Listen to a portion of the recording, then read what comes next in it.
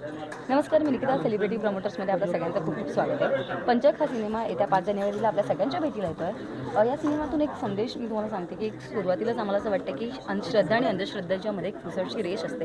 ती आपण पार केली तर आपण आयदर इकडचे होतो किंवा तिकडचे होतो. सो सध्या तुम्ही कुठचे आहात, इकडचे आहात की तिकडचे आहात?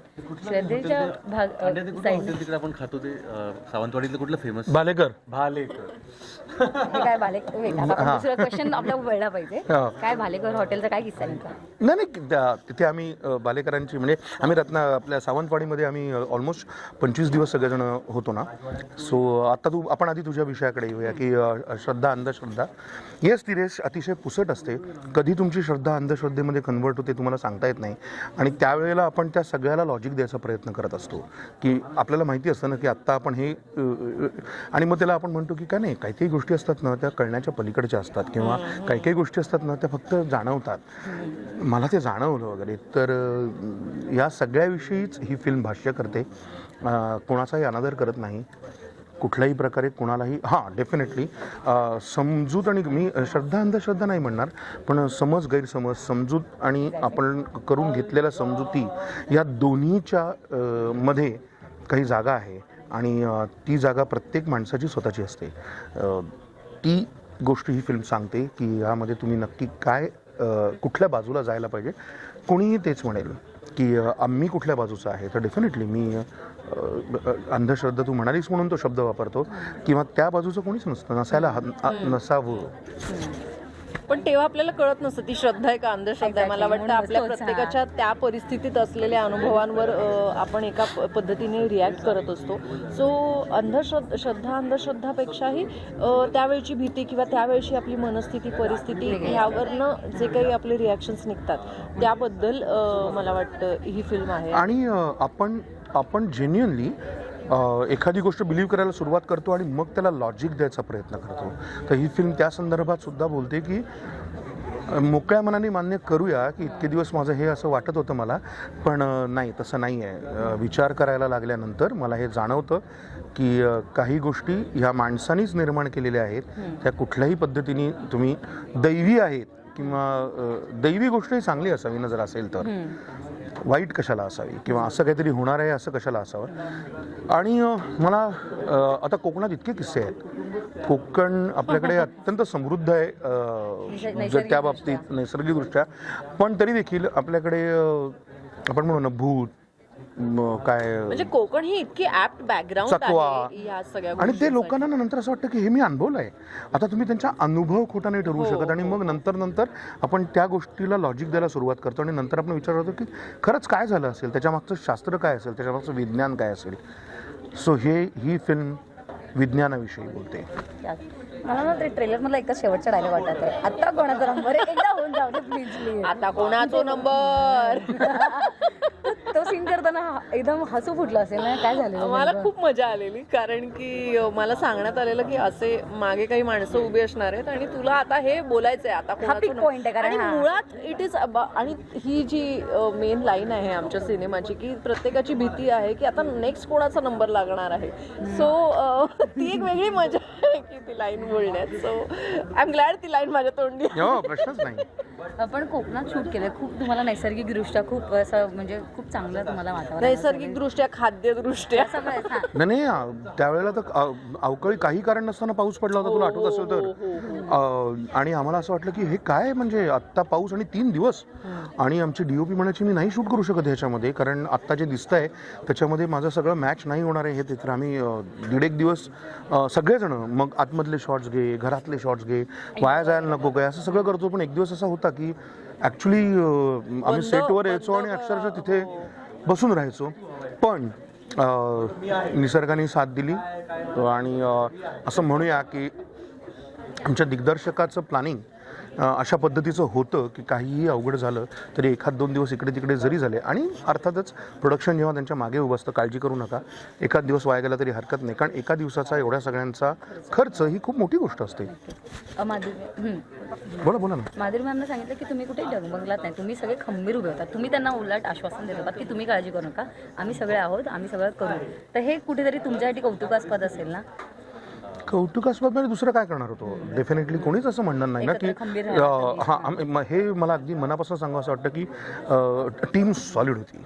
म्हणजे अगदी दिलीप प्रभावळकरांपासून सगळेजण, आम्ही सगळेजणांपर्यंत कडक टीम होती. सगळेजण एकमेकांना धरून होते, एकमेकांच्या बरोबर होते. आणि म्हणजे मला असं, तुला आठवत असेल तर एखादी गोष्ट समजा भारती मावशीने सांगितलं की हे करायचं आहे, विचार न करता मी सगळे ते आधी करायचो, मग नंतर प्रश्न विचारू. पण ती सांगते ना की आता ह्या सगळ्यांनी हे करायचं आहे तर करायचं आहे. सो ही खूप महत्त्वाची गोष्ट होती. आणि निर्माते म्हणून खरंच चिंता वाटणं त्यांना बरोबर आहे ना.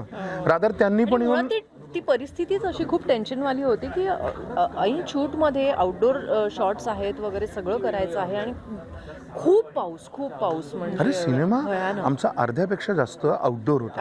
आउटडोर म्हणजे काय, वाड्याच्या बाहेर, वाड्यामध्ये, ओसरीवर. तू कसं दाखवणार, कायच दिसत नाही तर काय करणार. सो असंही पॉईंट नव्हता की चला हे सीन आता आतमध्ये फिरूया, किती अंधार दिसू शकतं.